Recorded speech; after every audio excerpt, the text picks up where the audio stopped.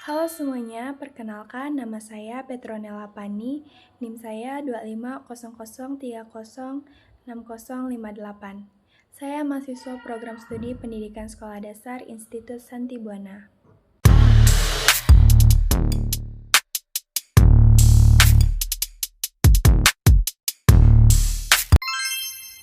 Pada kesempatan kali ini, saya akan menyampaikan pendapat saya mengenai pembelajaran IPS di sekolah dasar, mulai dari kondisi saat ini, relevansi materi, kemampuan guru, hingga tantangan di era digital. Nah, baik, saya akan mulai dari poin pertama, yaitu kondisi pembelajaran IPS di SD saat ini. Menurut saya, pembelajaran IPS di SD saat ini sudah mengalami perkembangan yang cukup baik dibandingkan sebelumnya.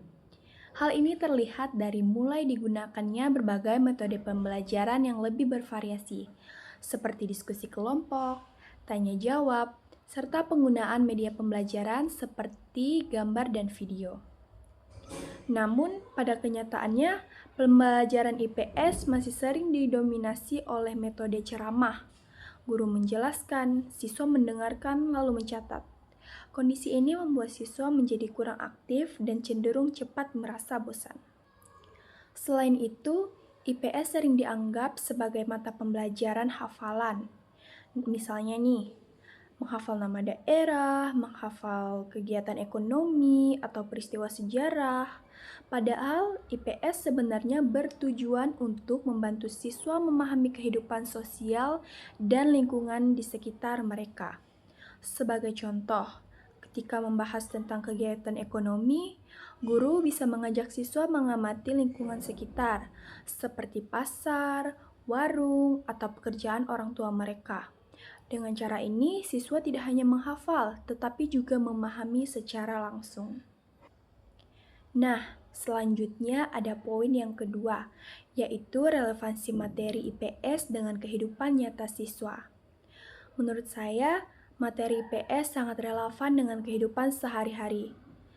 Banyak topik dalam IPS yang sebenarnya dekat dengan kehidupan mereka, seperti interaksi sosial, lingkungan, budaya, dan kegiatan ekonomi. Misalnya, ketika siswa belajar tentang lingkungan, mereka bisa mengaitkannya dengan kondisi lingkungan di sekitar rumah atau sekolah. Atau saat belajar tentang kerjasama, mereka bisa menghubungkannya dengan pengalaman bermain bersama teman.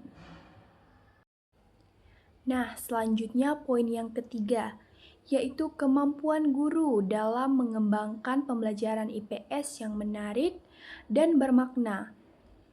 Menurut saya, kemampuan guru saat ini sudah cukup baik, tetapi masih perlu ditingkatkan lagi.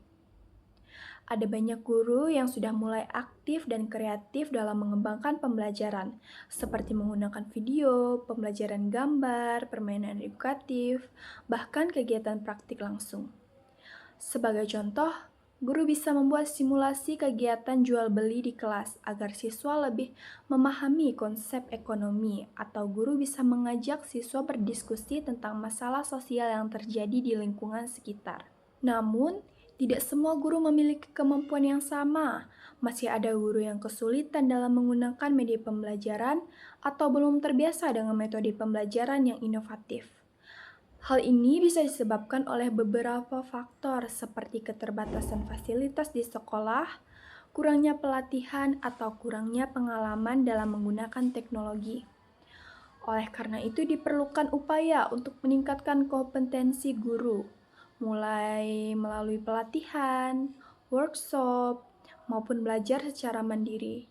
Dengan begitu, guru dapat menciptakan pembelajaran IPS yang lebih menarik, aktif, dan bermakna bagi siswa. Selanjutnya, poin yang keempat yaitu tantangan pembelajaran IPS di era digital saat ini.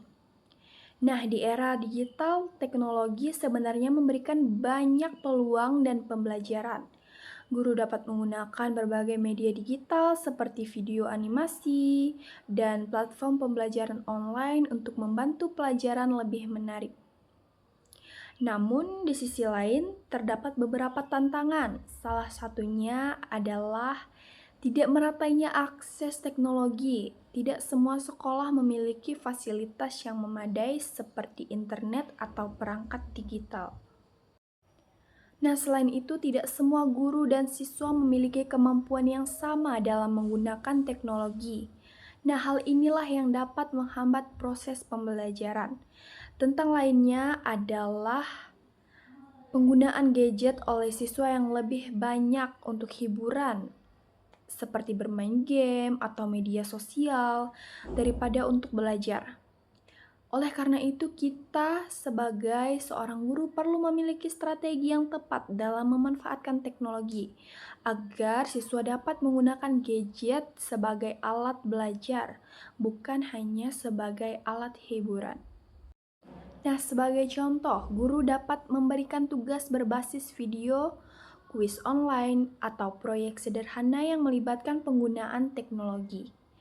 Jika dilihat dari pengalaman saya sendiri, pembelajaran IPS akan lebih mudah dipahami ketika guru mengaitkannya dengan kehidupan sehari-hari. Sebagai contoh, ketika membahas tentang kegiatan ekonomi, siswa bisa diajak untuk menceritakan pekerjaan orang tua mereka atau aktivitas jual beli yang pernah mereka lihat atau mereka lakukan. Dengan cara ini, siswa tidak hanya memahami teori, tetapi juga bisa menghubungkannya dengan kehidupan nyata. Nah, selain itu, pembelajaran IPS juga dapat dikembangkan melalui kegiatan sederhana, seperti bermain peran. Misalnya, siswa berperan sebagai penjual dan pembeli, sehingga mereka dapat memahami konsep ekonomi secara langsung. Menurut saya, metode ini sangat efektif karena siswa menjadi lebih mudah mengingat materi dan tidak cepat bosan. Di era sekarang, guru juga bisa memanfaatkan teknologi secara sederhana, seperti menampilkan video pendek atau yang relevan dengan materi. Hal ini dapat membantu siswa untuk lebih tertarik dalam mengikuti pembelajaran. Nah, oleh karena itu pembelajaran IPS itu bukan hanya untuk berfokus pada teori, tetapi juga pada pengalaman belajar yang bermakna dan menyenangkan bagi siswa. Sebagai penutup, saya dapat menyimpulkan bahwa pembelajaran IPS di SD memiliki potensi yang sangat besar untuk menjadi pembelajaran yang menarik dan bermakna. Namun, untuk mencapai hal tersebut diperlukan kerjasama antara guru dan siswa, dan pihak sekolah dalam mengaitkan kualitas pembelajaran lebih baik dari segi metode, media, maupun pemanfaatan teknologi. Oleh karena itu, dengan pembelajaran yang tepat, IPS tidak hanya menjadi pembelajaran hafalan, tetapi juga menjadi sarana untuk membentuk siswa yang lebih mampu memahami kehidupan sosial dan mampu berperan aktif dalam masyarakat. Sekian yang dapat saya sampaikan. Terima kasih atas perhatian.